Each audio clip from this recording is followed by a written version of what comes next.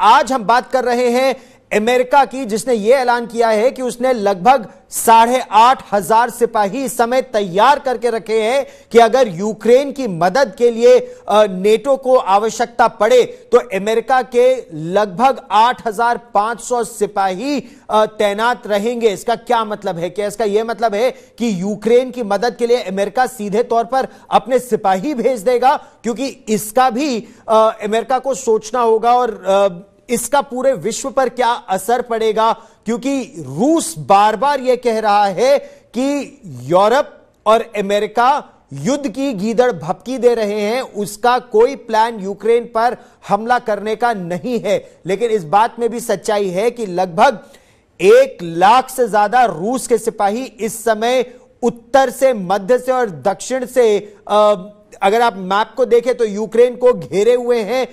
कई सिपाही रूस के समय बेलारूस में है एक मिलिट्री एक्सरसाइज के लिए, क्राइमिया में जिस पर रूस ने पहले ही 2014 में अपना वर्चस्व स्थापित कर दिया था, वहां पर रूस के सिपाही, जंगी बेड़े, जहाज, लड़ाकू विमान सब तैनात हैं। साथ ही साथ यूरोप के देश, चाहे वो डेनमार्क हो या नेदरलैंड्स हो या और देश हो, उनका कहना है कि उनके भी लड़ाकू विमान और जंगी बेड़े इस समय तैयार हैं।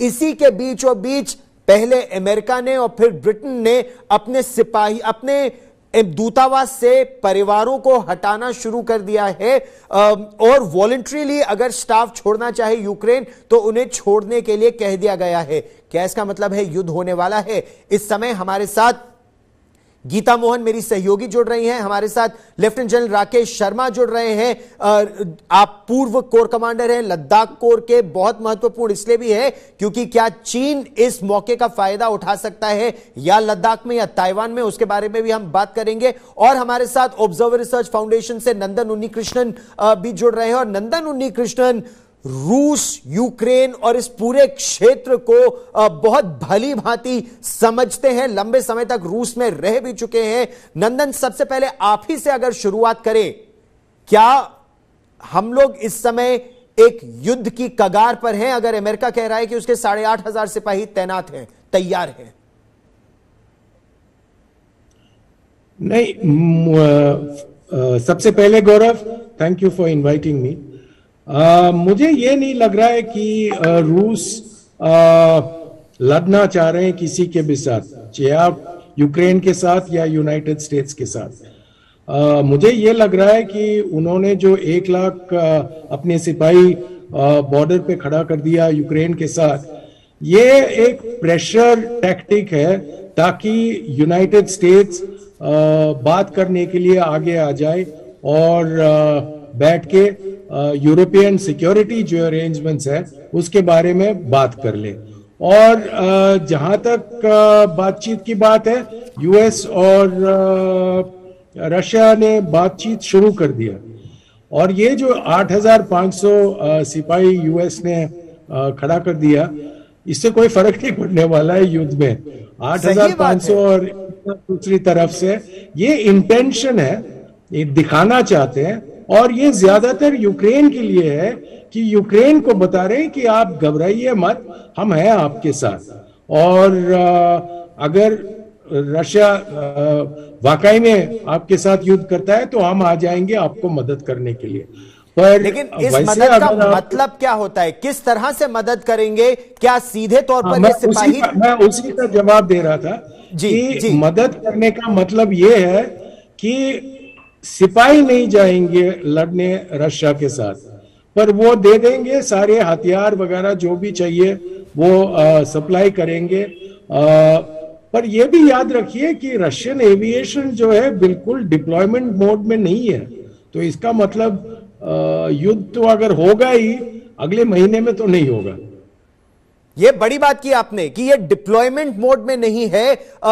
इस समय दोनों एक दूसरे को या यूं कह सकते हैं गीता मोहन कि दोनों एक दूसरे का रिजॉल्व देख रहे हैं, एक दूसरे को परख रहे हैं। लेकिन जो बात आपकी और मेरी चल भी रही थी गीता, कि जर्मनी के नेवी चीफ जिनको इस्तीफा देना पड़ा, उन्होंने साफ तौर पर कहा था कि व्लादिमीर पुतिन या रूस के राष्ट्रपति जो कर रहे हैं वो केवल सम्मान के लिए कर रहे हैं।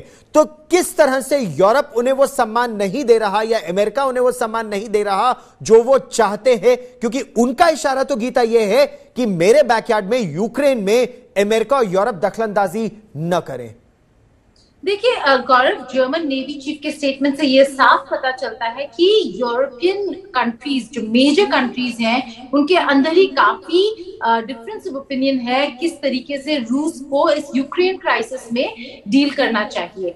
मैं बिल्कुल सहमत हूँ नंदन उन्नीकृष्णन के साथ जब वो कहते हैं कि अभी रूस और अमेरिका कोई भी युद्ध नहीं चाहता है, लेकिन ये ना भूले कि रूस का जो रिजॉल्व है वो कच्चा नहीं है गौरव, कि अगर पुश कम्स टू शव, अगर ईस्टर्न यूरोपियन कंट्रीज मोबिलाइज करते हैं और यूक्रेन की मदद करने लगेंगे तो आप देखेंगे रूस को रिस्पॉन्ड करते हुए इन फुल मेजर। डिप्लॉयमेंट्स अगर आप देखें तो ट्रू डिप्लॉयमेंट है, एयर डिप्लॉयमेंट्स नहीं है, लेकिन रिजॉल्व वही है। और जैसे नंदन ने कहा अभी निगोशिएशंस चल रहे हैं। हम कल भी यही कह रहे थे कि अगर आप पूरा यूक्रेन और सराउंडिंग रीजन का मैप देखें तो उस मैप से पता चलता है कि अमेरिका और नेटो एलाइज क्या करने की कोशिश कर रहे हैं। वो जो एडजॉइनिंग कंट्रीज हैं जो ईस्टर्न यूरोप और यूरोपियन यूनियन के साथ खड़े हैं, नेटो के साथ खड़े हैं, उन देशों को उन लोगों ने ऑलरेडी फोकस बना के अपने जो हथियार है वहां पे भेजना शुरू कर दिया है। लेकिन क्या वो काफी होगा? क्या ट्रू डिप्लॉयमेंट होगा या नहीं होगा नेटो और अमेरिकन फोर्सेस का? अफगानिस्तान से अभी निकला है अमेरिका, सबसे पॉपुलर डिसीजन नहीं होगा अगर वहां से निकालकर ट्रूप्स को यूक्रेन में डाल दे, वो भी रशिया के अगेंस्ट।